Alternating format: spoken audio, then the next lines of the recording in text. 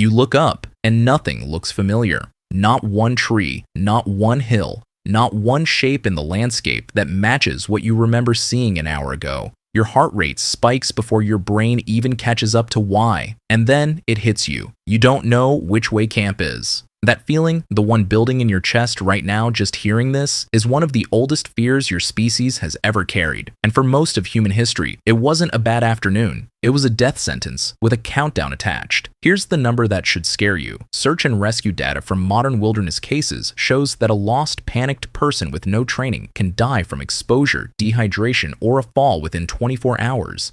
24 hours. That's it. You've got a phone in your pocket right now that can pinpoint your exact location on Earth to within 10 feet, and people still die lost in national parks every single year. Now delete the phone. Delete the trail markers, the map, the rescue helicopter, every other human being who might come looking for you. That's the world your ancestors lived in every single day. So what actually happened when someone in a hunting party or a scouting group or a single traveler realized they didn't know where they were? The first thing that happened had nothing to do with skill. It happened inside their skull. Panic. Real, physiological panic. The same chemical flood you'd feel right now if it happened to you. Adrenaline and cortisol slamming into a brain that suddenly can't trust its own instincts. And here's the part that should genuinely unsettle you. Panic doesn't just feel bad, it actively makes you worse at surviving. Modern search and rescue researchers have a name for what panicked, lost people do. They call it wood shock, and the signature symptom is that people start moving faster, not slower, the moment they realize they're lost. Every instinct tells you to fix it immediately, to walk fast, to backtrack, to just get somewhere, and that instinct is almost always the thing that kills you. Because here's what actually happens to a panicked human without a map. You don't walk in a straight line. You walk in a circle.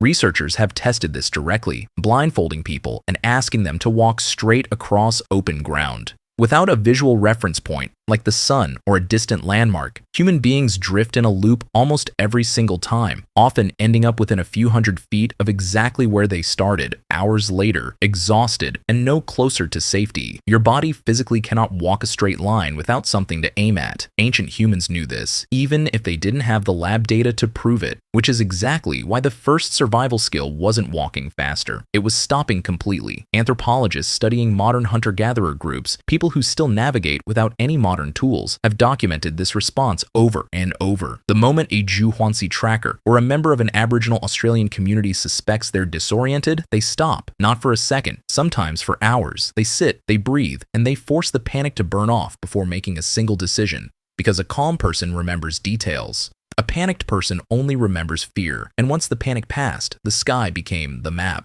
Long before compasses existed, humans were reading the sun's position and its arc across the horizon to hold a straight bearing, the same way modern search and rescue teams still teach today as a backup when GPS fails. At night, the stars did the same job. Nomadic desert cultures like the Bedouin and Pacific Islander navigators crossing thousands of miles of open ocean with no compass at all used star patterns so precisely that some cultures built entire mental maps of the sky just for wayfinding. If your ancestors got turned around during the day, the fix wasn't panic. It was patience and a straight line toward a fixed point in the sky. But the sky wasn't the only map. The ground was talking too, if you knew how to listen. Moss growth, wind-bent vegetation, the direction rivers run downhill toward, animal trails leading reliably toward water, all of it formed a second layer of information layered on top of the sky. And this is the part that made ancient humans genuinely dangerous to underestimate. They weren't guessing. They were reading a landscape most modern humans can't even see anymore because we've never had to learn its language.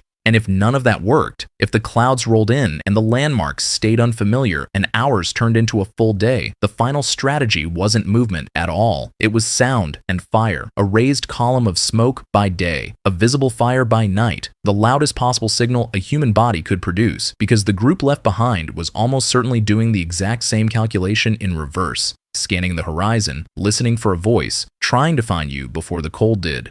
Getting found wasn't luck. It was two sets of humans, both trained from childhood, both working the same problem from opposite ends. So here's the strange part. The skill that actually saved a lost person wasn't strength, and it wasn't even direction sense. It was the ability to stop panicking long enough to think. Every technique after that, the sun, the stars, the moss, the smoke, only worked if the panic had already burned off first. You've probably never had to test whether you have that skill. Your phone has made sure of it, but somewhere in the last few 100,000 years, that exact skill, sitting still inside your own fear instead of running blind into it, is the reason your bloodline never actually ended out there, lost in the dark with no way home.